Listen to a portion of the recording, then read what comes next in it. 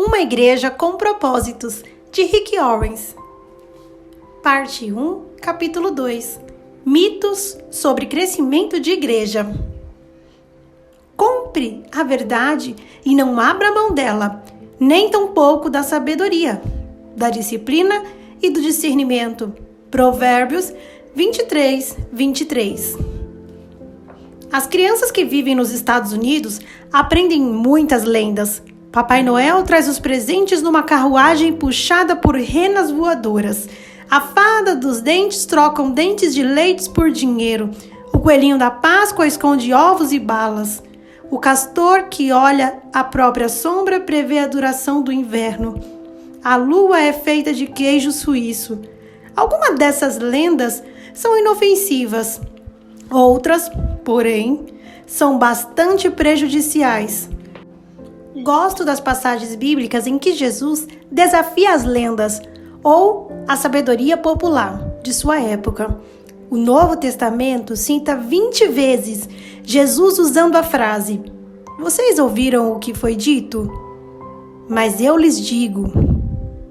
Certa vez, preguei uma série de mensagens intitulada Mitos que nos fazem infelizes. Somente quando basearmos nossa vida na rocha fundamental da Palavra de Deus, conheceremos a verdade que nos libertará. Muitos mitos sobre crescimento de igreja circulam entre pastores e líderes. Embora muitos ouçam falar da chamada mega igreja, não gosto dessa palavra. Poucos são os que sabem o que realmente acontece dentro delas.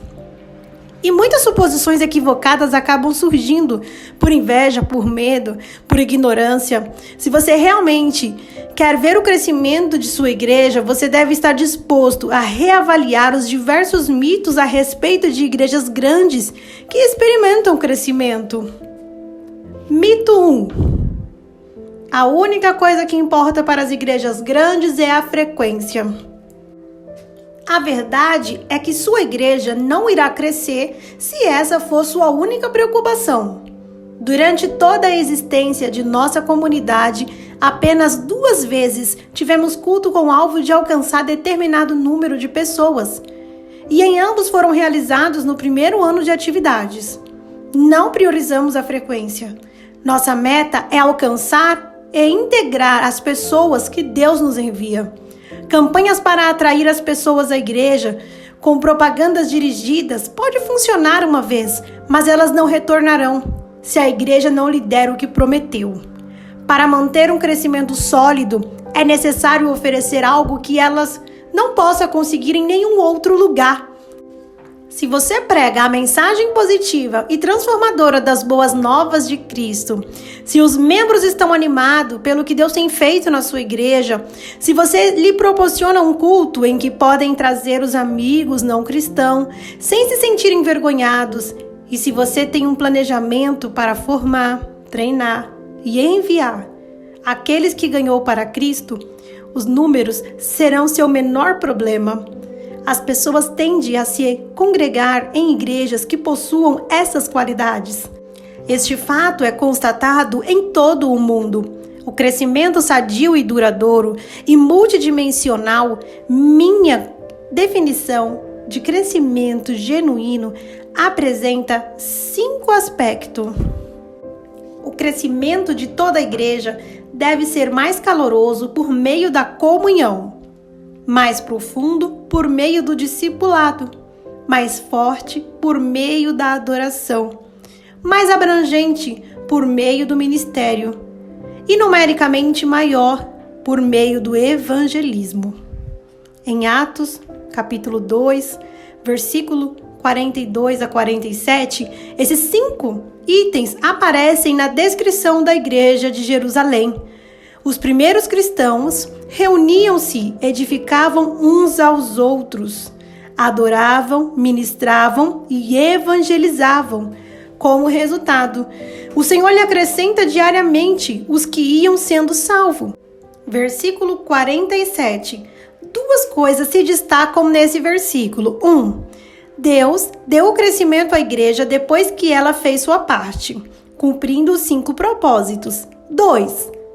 O crescimento era diário, o que significa que essa igreja saudável tinha, no mínimo, 365 conversões por ano. O que aconteceria se a igreja de Jerusalém fosse o padrão de evangélico para que uma igreja pudesse ser considerada saudável e neotestamentária? Quantas igrejas você imagina que poderiam ser assim qualificadas? Vejamos. As 5 dimensões do crescimento saudável da igreja. Igrejas crescem em calor por meio da comunhão.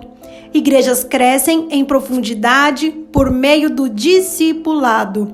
Igrejas crescem em força por meio da adoração. Igrejas crescem em abrangência por meio do ministério. Igrejas crescem em número por meio do evangelismo.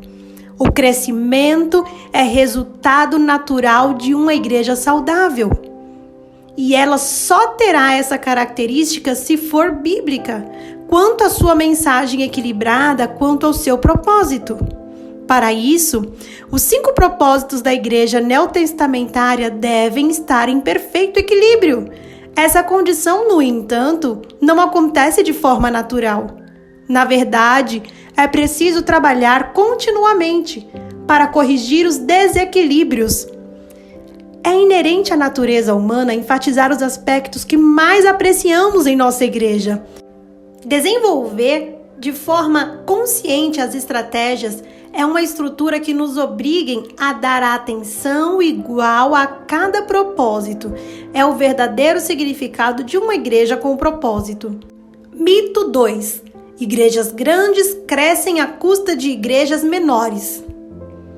Algumas igrejas grandes crescem à custa de igrejas menores, mas com certeza esse não é o caso da nossa. A estatística da igreja que mais me agrada é a que demonstra que 80% de nossos membros foram batizados por nós. Não crescemos colhendo os frutos de outros ministérios. Hoje somos cerca de 5.000 membros adultos e 4.000 deles foram batizados em nossa igreja. Nosso crescimento ocorreu por causa das conversões e não por transferência de cristãos de outras igrejas. A migração entre igrejas não era o que Jesus tinha em mente quando nos deu a grande comissão. Deus nos chamou para que fôssemos pescadores de homens e não para trocar os peixes dos aquários. A igreja que cresce por transferência não experimenta crescimento genuíno e está apenas reembaralhando as cartas. Mito 3. Você deve escolher entre qualidade e quantidade em sua igreja. Esse é um mito, infelizmente, bastante propagado e que também não é verdadeiro. Parte do problema é que ninguém jamais conseguiu estabelecer a relação correta entre qualidade e quantidade. Permita-me expor minhas definições. Qualidade refere-se ao tipo de discípulos que a igreja produz. Será que o povo de Deus está sendo transformado genuinamente à semelhança de Cristo? A vida do cristão está fundamentada na palavra? Eles estão amadurecendo e usando seus talentos no serviço e no ministério? Eles dão testemunho de sua fé diante dos não cristãos? Essas são apenas algumas maneiras pelas quais a qualidade da igreja é medida. Quantidade refere-se ao número de discípulos que a igreja está produzindo. Quantas pessoas estão sendo levadas a Cristo? Conduzidas a um processo de amadurecimento e mobilizadas para o ministério e para o trabalho missionário. Definidos esses termos, é óbvio que qualidade e quantidade não se opõem. Elas não se anulam mutuamente. Portanto, você não precisa escolher entre as duas. A igreja deve desejar ambas. Na verdade, o enfoque exclusivo na quantidade ou na qualidade produzirá uma igreja doente. Não se engane, pensando que uma é mais importante do que a outra. Quando vai pescar, você pensa em quantidade ou em qualidade? Eu quero ambas. Desejo fisgar o maior peixe que puder e também o maior número possível de peixes. Toda igreja deve querer alcançar o maior número de pessoas para Cristo e também desejar que essas pessoas se tornem espiritualmente maduras. O fato de muitos pastores insistirem em ignorar é que qualidade produz quantidade. Uma igreja cheia de gente realmente transformada acaba atraindo mais gente. Se você observar as igrejas saudáveis, verá que quando Deus encontra uma igreja eficiente em ganhar, amadurecer, equipar e enviar cristãos, Ele envia a essa igreja matéria-prima em abundância. Afinal, porque Ele enviaria tantas pessoas interessadas a uma igreja que não sabe o que fazer com ela? Na igreja em que vidas são transformadas, casamentos são restaurados e o amor flui livremente, será preciso trancar as portas para evitar a afluência do povo. As pessoas são atraídas por igrejas que tenham adoração de qualidade, boas mensagens, ministério eficaz e comunhão. Qualidade atrai quantidade. Todo pastor deve fazer a difícil pergunta: se nossos membros nunca convidam ninguém para vir à igreja, que testemunho estão dando de qualidade de nosso trabalho? Também é verdade que quantidade cria qualidade em algumas áreas da vida da igreja. Por exemplo, quanto mais a igreja cresce, melhor se torna a música. Você prefere cantar com 11 pessoas ou com 1.000 pessoas? Você prefere fazer parte de um programa de adultos solteiros em que participam 20 pessoas ou 200? Alguns justificam a falta de crescimento afirmando que, quanto menor a igreja, mais qualidade ela tem. Essa forma de pensar é equivocada. Se a qualidade fosse inerente à pequenez, a igreja de maior qualidade teria apenas um membro. Acontece justamente o inverso. Passei a maior parte de minha vida, antes de ser pastor, em igrejas pequenas. Observei que a razão de muitas delas permanecerem pequenas é a qualidade precária de sua vida e de seu ministério. Não há correlação entre o tamanho e a qualidade de um ministério. O que aconteceria se nossos pais tivessem aplicado o mito da qualidade versus a quantidade à paternidade? O que aconteceria se após nascer, a primeira criança dissessem: um filho é suficiente. Vamos trabalhar para fazer dessa criança uma pessoa de qualidade. Não vamos nos preocupar com a quantidade. A maioria de nós não estaríamos aqui se nossos pais pensassem assim. A igreja que não tem interesse em aumentar o número de convertidos está, na verdade, dizendo ao resto do mundo: vocês podem ir para o inferno. Se meus 3 filhos estivessem perdidos em uma floresta, minha mulher e eu ficaríamos obcecados em achá-los. Não pouparíamos recursos para salvá-los. E quando achássemos um deles, não iríamos cessar a busca. Satisfeitos em investir qualidade nesse filho, continuaríamos procurando até encontrar os outros 2. No caso da igreja, enquanto houver pessoas perdidas no mundo, devemos nos importar com a quantidade, sem descuidar da qualidade. Na Saddleback, contamos as pessoas porque as pessoas contam. O registro numérico diz respeito às pessoas pelas quais Jesus morreu. Sempre que alguém diz: você não pode medir o sucesso por números, minha resposta é: depende do que você está contando. Se você está contando casamentos salvos, vidas transformadas, pessoas restauradas, não cristãos que se tornaram adoradores de Jesus e membros mobilizados para o ministério e disposto a cumprir o plano de Deus em sua vida, os números são extremamente importantes. Eles têm um significado eterno. Mito 4. É necessário fazer concessões à mensagem e missão da igreja para que ela cresça. Essa concepção popular sugere que os líderes das igrejas que crescem estão de alguma forma vendendo o evangelho para atingir esse objetivo. O pressuposto é de que, para atrair as pessoas, a igreja deve ser superficial e sem muita ênfase no compromisso. Muitos creem que a presença de muita gente indica a mensagem de água com açúcar. É claro que algumas igrejas cresceram por meio de teologias falhas, compromisso superficial e artifícios seculares para atrair pessoas. Mas a presença de um grande grupo em uma igreja não significa que ela tenha necessariamente essas características.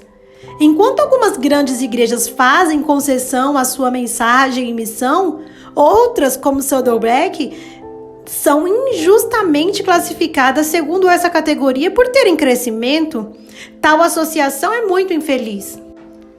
O ministério de Jesus atraiu grandes multidões. Por quê? Porque o evangelho é uma boa notícia.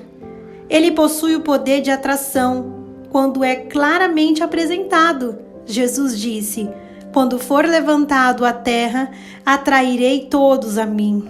João 12:32. Não apenas os adultos queriam estar ao redor de Jesus, mas também as crianças. Uma igreja à semelhança de Cristo terá o mesmo efeito de atração sobre as pessoas. O Senhor Jesus atraiu grandes multidões, porém jamais abriu mão da verdade. Ninguém podia acusá-lo de pregar uma mensagem água com açúcar. As autoridades religiosas da época o criticavam, mas por inveja. Mateus capítulo 15, versículo 12. Francamente, suspeito que essa mensagem, inveja ministerial, ainda motive alguns líderes. Não confunda as expectativas. Outra razão pelo qual muitos pensam que igrejas grandes são superficiais e que fazem confusões entre o que se espera dos visitantes e o que se exige dos membros da igreja. São dois grupos distintos. Em nossa igreja, usamos os termos multidão e congregação para diferenciá-los. Não esperamos que o não cristão haja como cristão, até que se convertam, ou que os visitantes tenham a mesma atitude que os membros da congregação. Esperamos muito pouco dos que ainda são meros ouvintes da palavra de Deus. Simplesmente lhes dizemos o mesmo que Jesus disse em seu primeiro encontro com os discípulos: venham e vejam.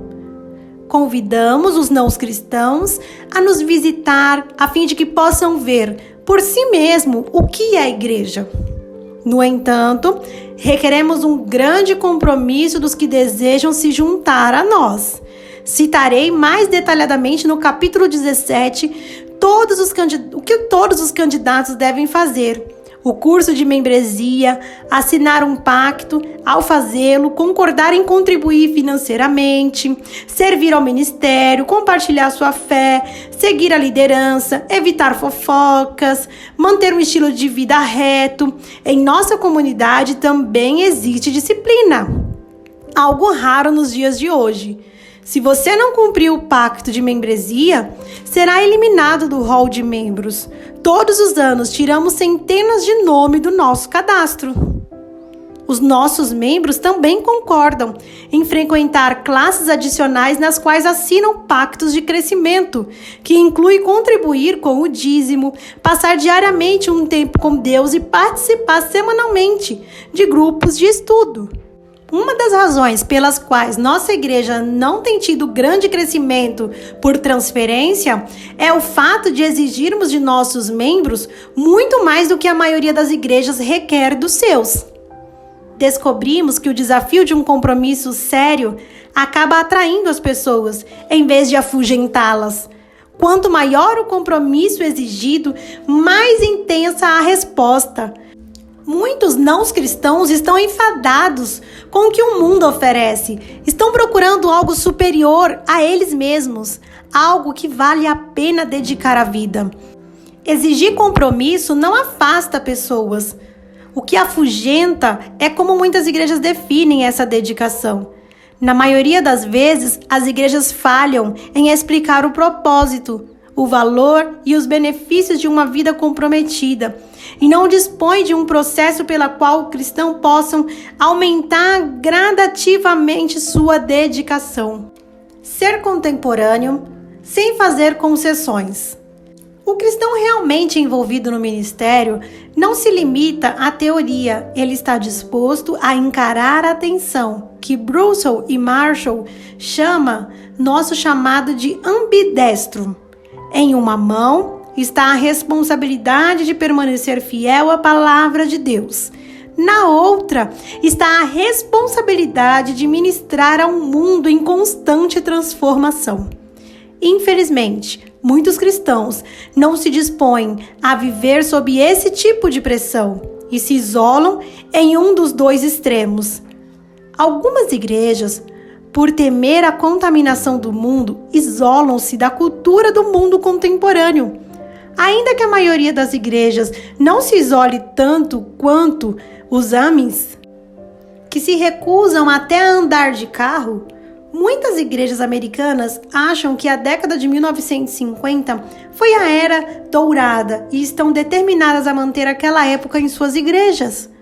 O que admiro nos Amish é que, pelo menos, eles são honestos, pois admitem abertamente que escolheram preservar o estilo de vida do século XIX. Já as igrejas que tentam perpetuar a cultura dos anos de 1950 se contradizem ou tentam provar pela Bíblia que estão vivendo como os cristãos do período neotestamentário. Há também as igrejas, não querendo parecer irrelevante, adotam infantilmente todas as novas tendências e nessa tentativa de se aproximar da cultura contemporânea, acaba abrindo mão de sua mensagem, esquecem o que significa separação do mundo. Na maioria das vezes, enfatizam os benefícios do Evangelho, enquanto ignoram a responsabilidade e o custo de seguir a Cristo. Há um meio de ministrar a nossa cultura sem abrir mão das nossas convicções? Acredito que sim. Discutirei esse ponto com mais profundidade no capítulo 12. A solução é seguir o exemplo de Jesus Cristo. Nunca baixou seus padrões, mas sempre começou de onde o povo se encontrava. Eles eram contemporâneos sem fazer concessões à verdade. Mito 5. Se você for bastante dedicado, sua igreja irá crescer. Esse é o mito mais divulgado em conferências pastorais. Os preletores insistem em afirmar que sua igreja não está crescendo. O problema é a falta de dedicação. Eles pregam: se você se purificar doutrinariamente, pregar a palavra, orar mais e se dedicar, sua igreja irá explodir.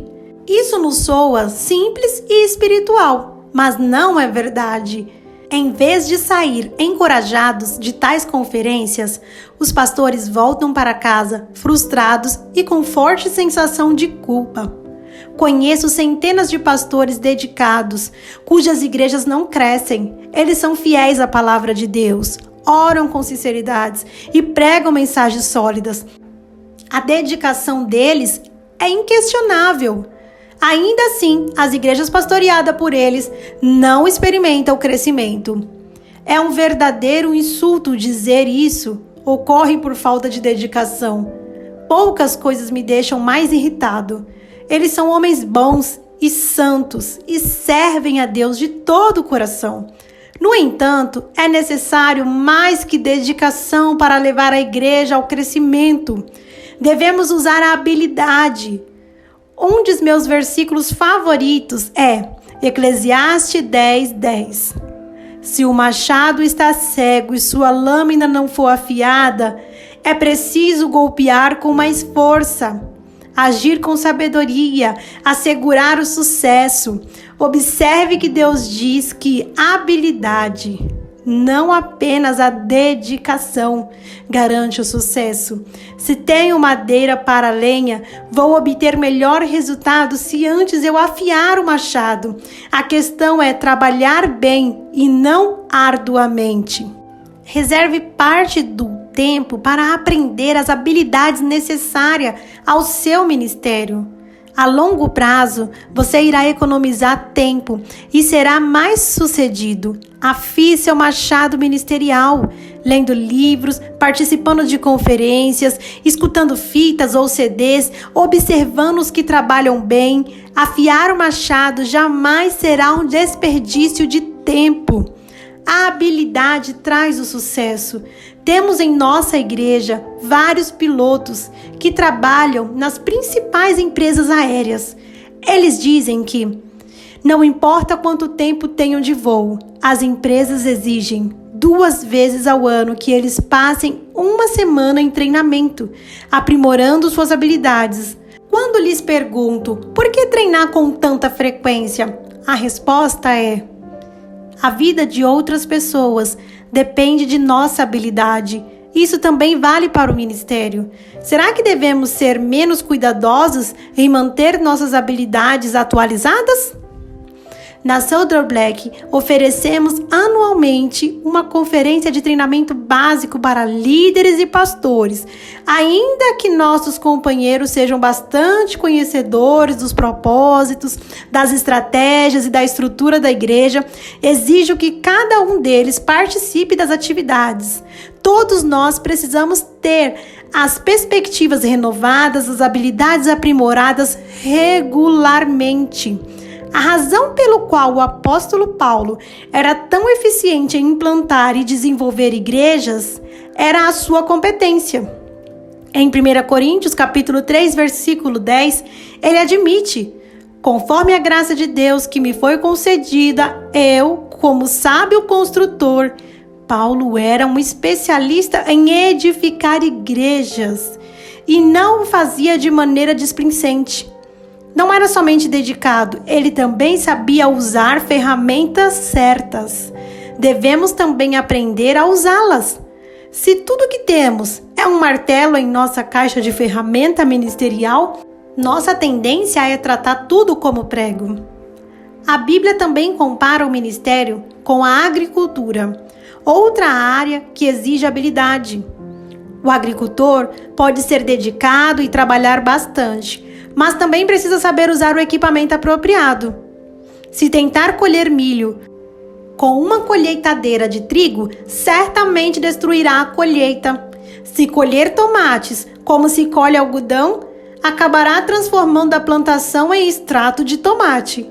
O ministério bem-sucedido, assim como a agricultura, precisa mais que dedicação e trabalho árduo. É necessário ter habilidade, saber o momento exato de agir e possuir as ferramentas certas. Muitas soluções simplistas para o crescimento saudável da igreja são defendidas em termos tão espirituais que fica difícil contestá-las sem parecer hereges. Contudo, alguém precisa ousadamente explicar o óbvio. A oração por si só não faz a igreja crescer. Alguns dos maiores guerreiros de oração que conheço são pastores e membros de igrejas que estão morrendo. Sem dúvida, a oração é absolutamente essencial. Cada passo para o desenvolvimento de nossa igreja foi banhado em oração. Na verdade, há uma equipe orando por mim enquanto prego em cada um de nossos 4 cultos de fim de semana. O ministério sem oração é um ministério sem poder, mas é necessário muito mais que oração para fazer a igreja crescer. É preciso uma ação eficaz. Certa vez, Deus ordenou a Josué que parasse de orar a fim de resolver as causas de seu fracasso. Há tempo de orar, há tempo de agir com responsabilidade. Devemos sempre ser cautelosos, a fim de evitar 2 posturas extremas no ministério. A primeira é assumir toda a responsabilidade pelo crescimento da igreja. A segunda é abdicar de qualquer responsabilidade. Sou profundamente agradecido a Joey por identificar tais posturas e me ajudar a discernir sobre a questão da responsabilidade no ministério. Ele identifica a primeira como humanismo prático e a segunda como santa irresponsabilidade. Ambos os erros são fatais para a igreja. Antes de tudo, devemos evitar o erro de dizer que para levar a igreja ao crescimento, basta ter organização, administração e marketing. A igreja não é um negócio. Já conversei com pastores que agem como se a igreja fosse meramente humana. Salvo umas poucas orações tampa-buraco. Depois de ouvir seus argumentos, eu me perguntava: onde está o Espírito Santo nisso tudo? Infelizmente, muitas igrejas escondem-se atrás da escola bíblica, de uma organização eficiente ou de um orçamento equilibrado. Nada de sobrenatural jamais acontece nelas e poucas vidas são genuinamente transformadas. Todos os nossos planos, programas e procedimento nada significam sem a unção de Deus. Em Salmos 127:1, lemos: se não for o Senhor o construtor da casa, será inútil trabalhar na construção. Nenhuma igreja pode ser criada apenas por esforço humano. Não podemos nos esquecer do Senhor da igreja. Jesus afirmou: sobre essa pedra edificarei minha igreja. Mateus capítulo 16, versículo 18. Devemos evitar também o erro de pensar que não há nada que o ser humano possa fazer para que a igreja cresça.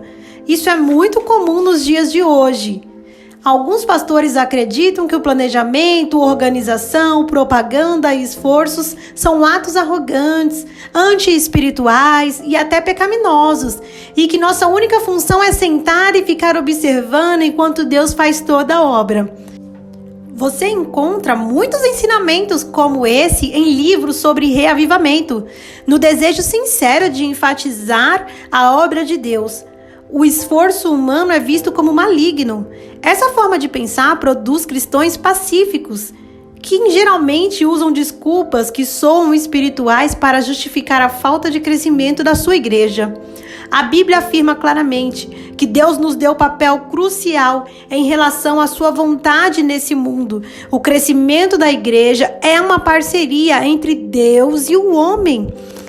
As igrejas crescem pela atuação do poder de Deus por meio do esforço de pessoas capazes. Ambos os elementos, o poder de Deus e o esforço humano, devem estar presentes. Não podemos fazer nada sem Deus, mas Ele decidiu não fazer nada sem nós. Deus utiliza-se de pessoas para alcançar seus propósitos. Paulo ilustra essa parceria ao dizer: eu plantei, Apolo regou, mas Deus é quem fez crescer. Pois nós somos cooperadores de Deus.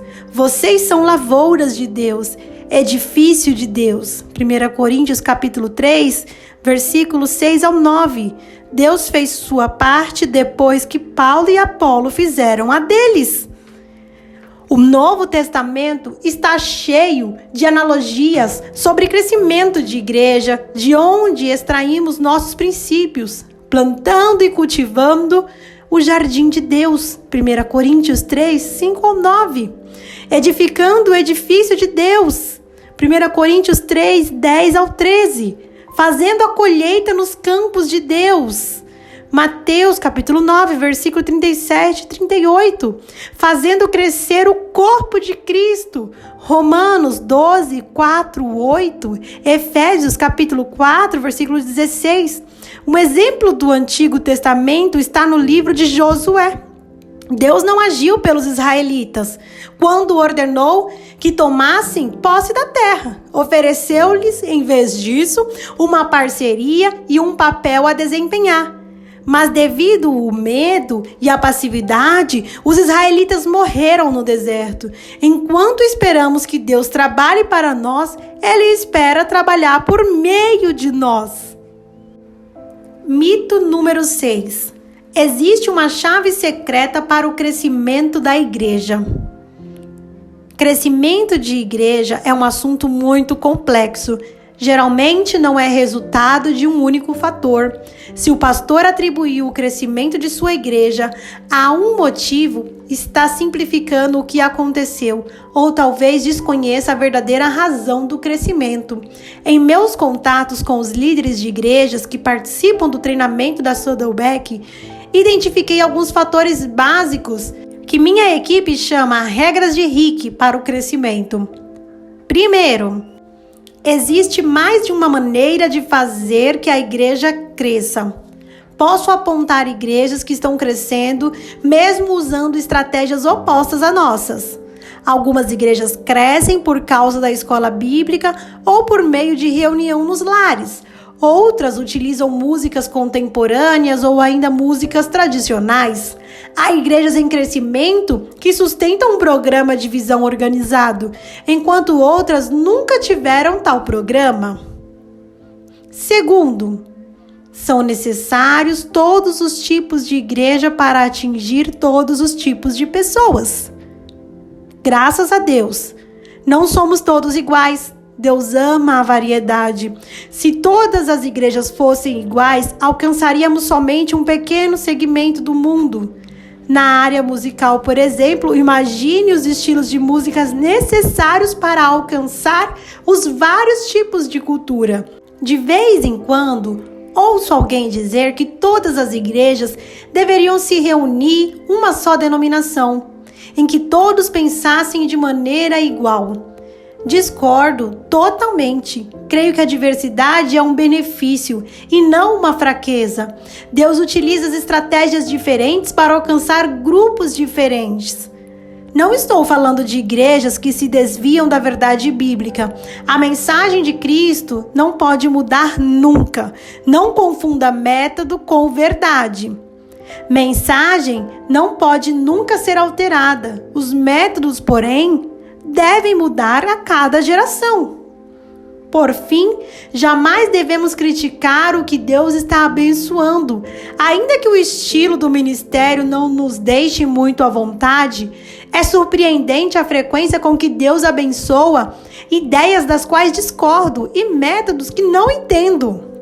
Assim, toma a seguinte atitude: se vidas estão sendo transformadas pelo poder de Jesus Cristo, então gosto do que você está fazendo. Todos nós somos troféus da graça de Deus. Mito número 7. Tudo que Deus espera de nós é a fidelidade. Essa declaração é uma meia-verdade. Deus espera de nós fidelidade e uma vida frutífera.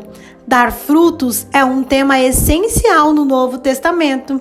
Observe o seguinte: todos nós fomos chamados por Cristo para dar frutos. Vocês não me escolheram, mas eu os escolhi para irem e darem fruto. Fruto que permaneça. João capítulo 15, versículo 16. Deus quer que o nosso ministério produza frutos perenes. Ser frutífero é uma forma pela qual glorificamos a Deus. Meu Pai é glorificado pelo fato de vocês darem muito fruto, e assim serão meus discípulos. João capítulo 15, versículo 8. Um ministério infrutífero não traz glória a Deus, mas o ministério frutífero é a prova de que somos verdadeiros discípulos de Cristo. Ser frutífero agrada a Deus. Não deixamos de orar por vocês, para que vocês vivam de maneira digna do Senhor e em tudo possam agradá-lo, frutificando em toda boa obra, crescendo no conhecimento de Deus. Colossenses 1, versículo 9 ao 10. Jesus reservou seu julgamento mais severo para as árvores infrutíferas. Ele amaldiçoou porque ela não dava frutos. Vendo uma figueira à beira do caminho, aproximou-se dela, mas nada encontrou, a não ser folhas. Então lhe disse: nunca mais dê fruto. Imediatamente a árvore secou. Mateus capítulo 21, versículo 19. Jesus não fez isso para demonstrar o poder que possuía, mas para mostrar que ele espera que produzamos frutos. Israel perdeu seu posto de nação privilegiada por não produzir frutos. Eu lhes digo que o reino de Deus será retirado de vocês e será dado a um povo que deu os frutos do reino. Mateus capítulo 21, versículo 43. O mesmo princípio pode ser aplicado às igrejas. Tenho visto Deus remover sua bênção de igrejas que foram intensamente abençoadas no passado, mas depois de se tornarem satisfeitas com o próprio trabalho e passarem a se preocupar-se apenas consigo mesmas, como consequência, deixaram de dar fruto. O que é dar fruto? A palavra fruto e suas variantes aparecem 55 vezes no Novo Testamento, como referência a uma variedade de resultados. Cada um dos exemplos seguintes é considerado por Deus um fruto. Arrependimento, Mateus 3:8, Lucas 13, do 5 ao 9.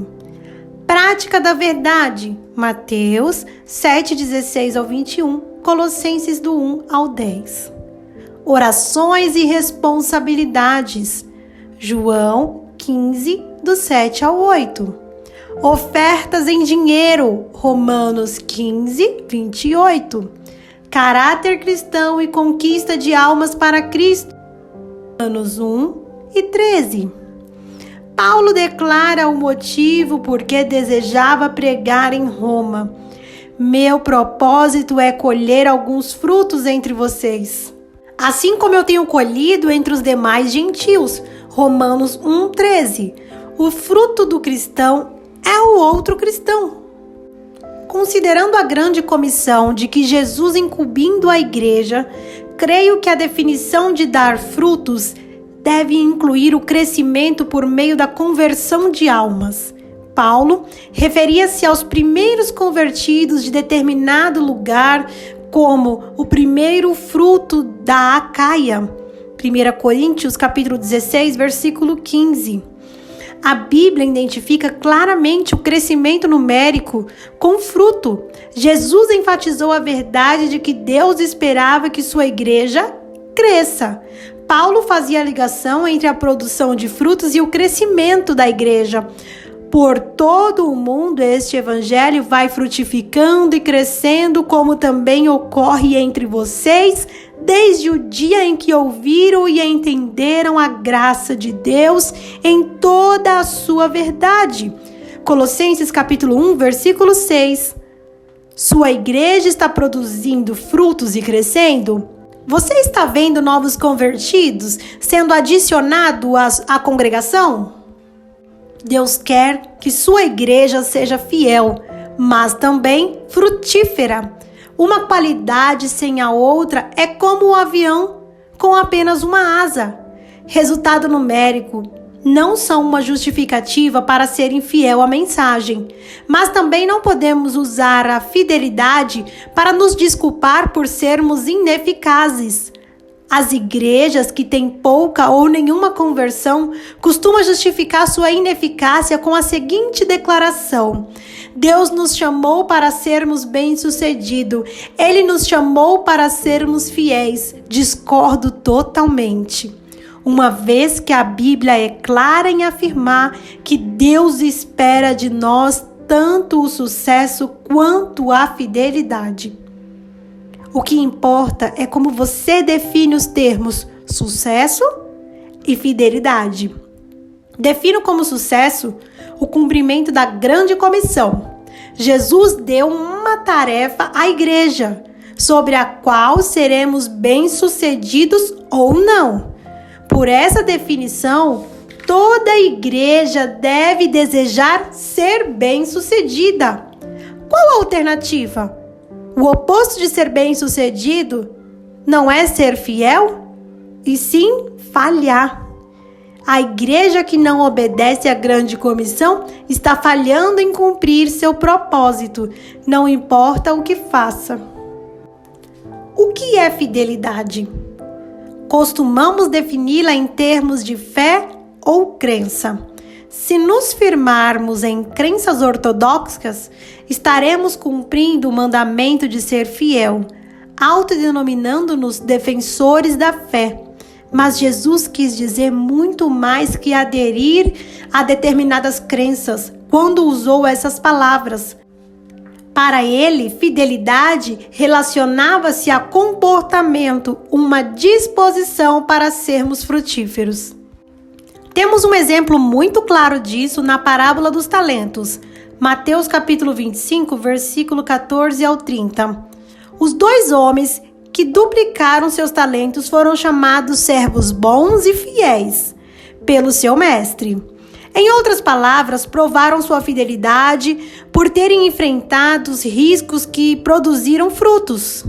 Foram bem-sucedidos na tarefa que lhes foram dada e recompensados pelo seu mestre.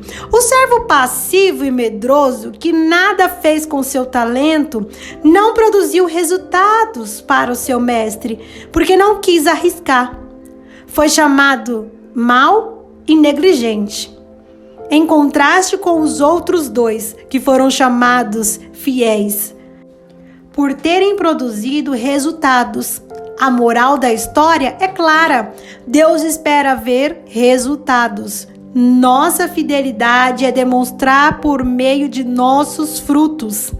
A fidelidade é alcançada quando utilizamos ao máximo os talentos que Deus nos deu.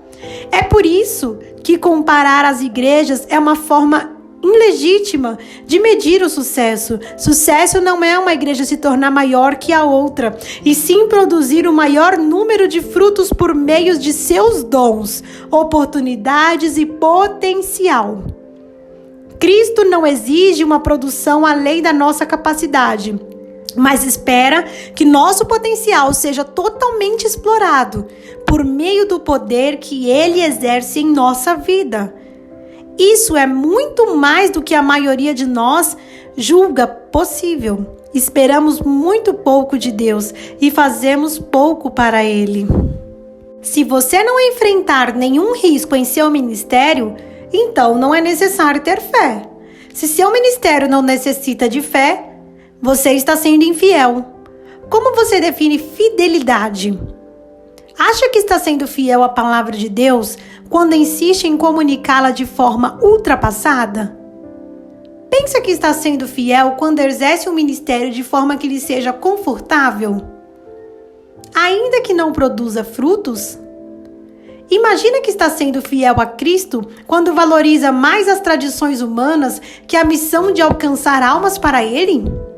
Insisto, quando a igreja resiste em abandonar métodos que não funcionam, ela está sendo infiel a Cristo. Infelizmente, muitas igrejas hoje são inteiramente ortodoxas em suas crenças, mas são infiéis a Cristo, porque se recusam a modificar programas, métodos, estilos de adoração, prédio e até mesmo localização de seus templos para alcançar um mundo perdido para Cristo. Vance Henner costumava dizer: uma igreja pode ser doutrinariamente tão reta quanto o cano de uma arma e ainda assim ser espiritualmente vazia. Devemos estar dispostos a dizer sem reservas a nosso Senhor e Salvador: faremos o que for necessário para alcançar o mundo para ti. Mito número 8. Não há o que aprender das igrejas grandes. O crescimento de Soderbergh é um ato soberano de Deus que não pode ser duplicado. Mesmo assim, devemos extrair as lições e os princípios que são transferíveis. Ignorar o que Deus tem ensinado à nossa igreja seria ignorar nossa mordomia. Lembre-se hoje o que aprenderam do Senhor e das experiências com Ele. Deuteronômio capítulo 11, versículo 2. Nenhuma igreja tem a obrigação de reinventar a roda. Sempre que vejo um programa funcionando bem em alguma igreja, tento extrair o princípio que está por trás dele e aplicá-lo em nossa comunidade. Por isso estamos sendo beneficiados pelo estudo de outros modelos contemporâneos e históricos. Sou muito agradecido aos exemplos que me auxiliaram. Há muito tempo aprendi que não tenho que ser o criador de algo para que funcione. Deus não nos chamou para sermos originais em tudo que realizamos. Ele nos chamou para sermos eficientes. Para reduzir o risco de cópias de coisas erradas, procuro identificar o que é transferível da Soderbergh e o que não é. O que você não pode copiar? Em primeiro lugar, você não poderá transferir nosso contexto. Cada igreja opera em um ambiente cultural único. Nossa comunidade está localizada no meio de uma agitada área nobre do sul da Califórnia, cheia de jovens casais com alto grau de instrução. Não é como em Peoria, em Illinois, no Texas, ou mesmo Los Angeles, na Califórnia. Cada lugar é único. Implantar um clone de Soderbergh num ambiente diferente é uma fórmula condenada ao fracasso.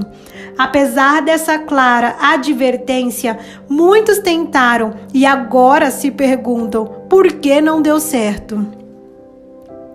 Em segundo lugar, você não conseguirá reproduzir nossa equipe. Deus usa pessoas para realizar sua obra. A liderança de um programa é sempre mais importante que o programa em si.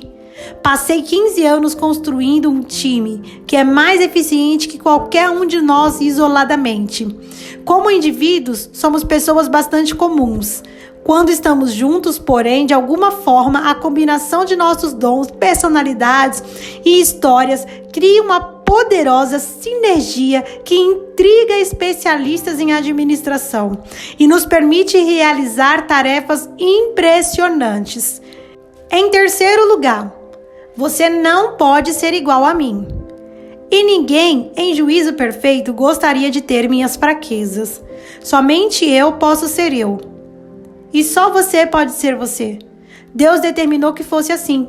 Quando você for para o céu, Deus não vai lhe dizer: por que você não foi mais parecido com Rick Owens? Deus provavelmente dirá: por que você não foi mais parecido com você mesmo? Deus fez você para ser você mesmo. Ele quer usar seus dons, seu amor, suas habilidades naturais, sua personalidade e suas experiências para impressionar parte do mundo. Todos nós somos originais. Infelizmente, muitos se tornam cópias de outra pessoa. Você não pode fazer uma igreja crescer tentando ser outra pessoa. O que você pode aprender? Em primeiro lugar, você pode aprender os princípios. Como diz o ditado, métodos são muitos, princípios são poucos, métodos sempre mudam, mas não os princípios. Se um princípio é bíblico, creio que ele é universal, funciona bem em qualquer lugar. É sábio aprender e aplicar os princípios divinos, observando como Deus está trabalhando ao redor do mundo. Você não pode fazer uma igreja crescer tentando ser outra pessoa, mas pode fazer que ela cresça usando os princípios que alguém descobriu, depois de filtrá-los por meio de sua personalidade e de seu contexto. Nunca me interessei em produzir clones de Soderbergh. Essa é a razão pelo qual prefiro um nome local para a nossa igreja, em vez de um título genérico que possa ser copiado, a não ser que você more em nossa comunidade. O nome Soderbergh não fará sentido para você. Nenhuma das 25 igrejas que começaram conosco ministraram exatamente como Soderbergh. Eu as encorajo a filtrar o que aprenderam conosco e a se adequar ao contexto em que estão inseridas. Deus tem um ministério feito por encomenda para cada comunidade. Sua igreja tem uma impressão digital única, concedida por Deus. No entanto, você pode inspirar-se em outros modelos, sem se tornar um clone. Aprendemos melhor e mais rápido observando outros exemplos. Na verdade, a maior parte do que aprendemos na vida é por meio da observação. Nunca tenha vergonha de usar um modelo. Isso é sinal de inteligência. Em Provérbios 18:15, lemos: o coração do que tem discernimento adquire conhecimento. Os ouvidos dos sábios saem à sua procura. Na verdade, ele está sempre aberto às novas experiências. Paulo não tinha medo de aplicar modelos conhecidos às igrejas que iniciou. Ele disse à igreja de Tessalônica: vocês se tornarão nossos imitadores e do Senhor. Assim tornarão-se modelo para todos os crentes que estão na Macedônia e na Acaia. 1 Tessalonicenses capítulo 1, do 6 ao 7. Essa é a oração que faço por sua igreja.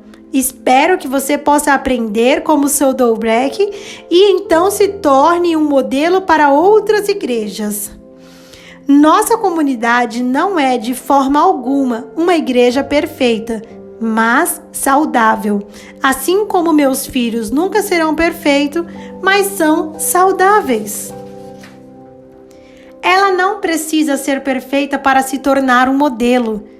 Se a perfeição fosse pré-requisito para ser modelo, teríamos que esquecer o assunto, pois jamais aprenderíamos algo de uma igreja assim, pois não existe uma que seja perfeita. Deixe-me alertá-lo. Se você implementar a estratégia e as ideias deste livro em sua igreja, alguém certamente dirá: você pegou essas ideias da Saddleback. Você então deve responder: e daí? Eles pegaram essas ideias de centenas de outras igrejas? Lembre-se, todos nós estamos no mesmo time. Creio que quem não consegue se orientar por outros modelos tem um problema de ego. A Bíblia diz: Deus se opõe aos orgulhosos, mas concede graças aos humildes. Tiago capítulo 4, versículo 6. Por que ele faz isso?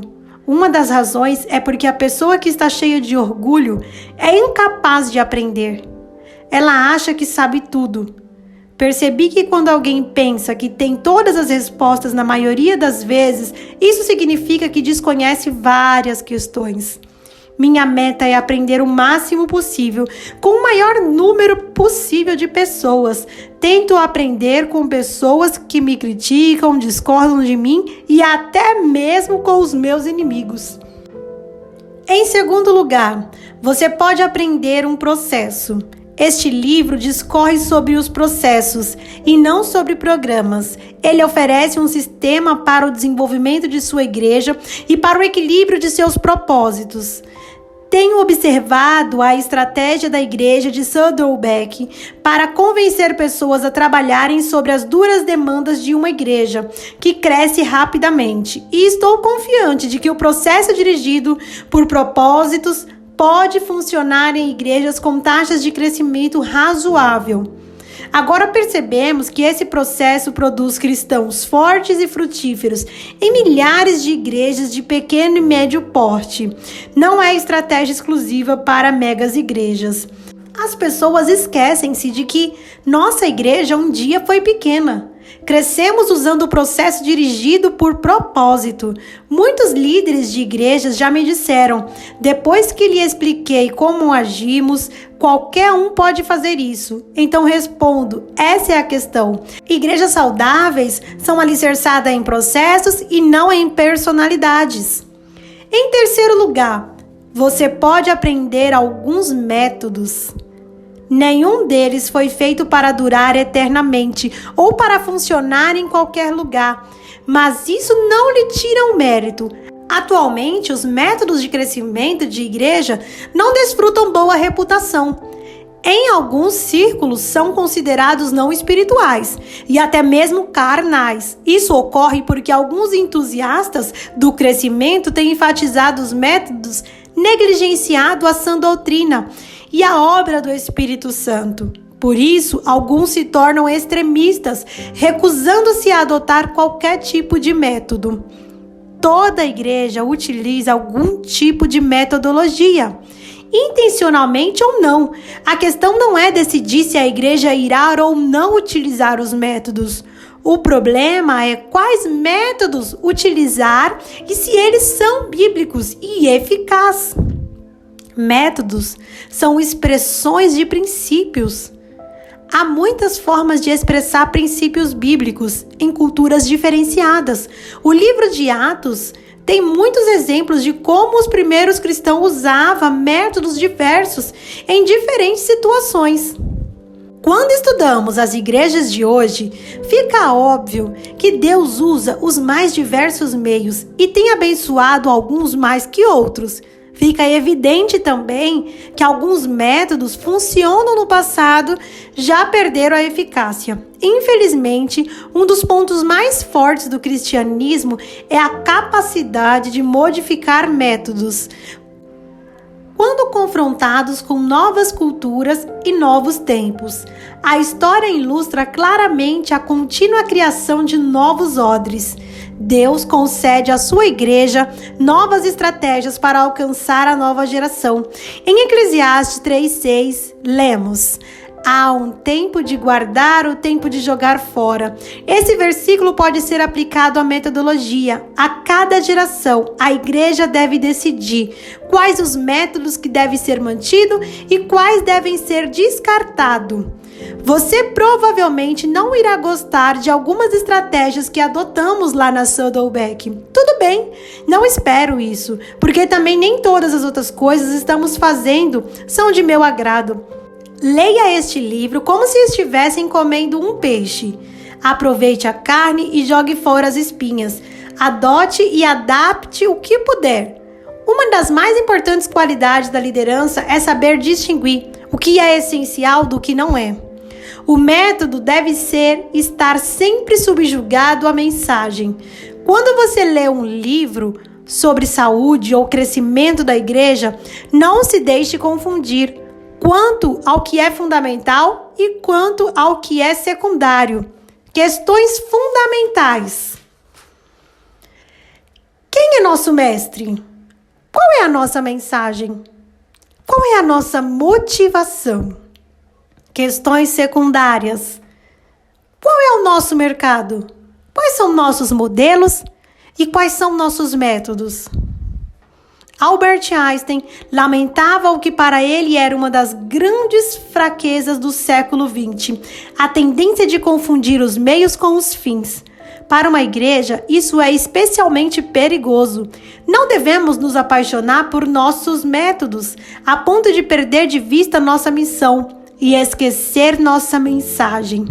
Infelizmente, muitas igrejas operam com conceitos errôneos e acreditam nos mitos que identifiquei neste capítulo. Esses fatores impedem que se tornem igrejas saudáveis, que cresçam e que explorem todo o seu potencial. As igrejas necessitam de verdade para crescer. As seitas podem crescer sem a verdade, mas a igreja não. Paulo afirma que a igreja é coluna fundamento da verdade, em 1 Timóteo 3,15.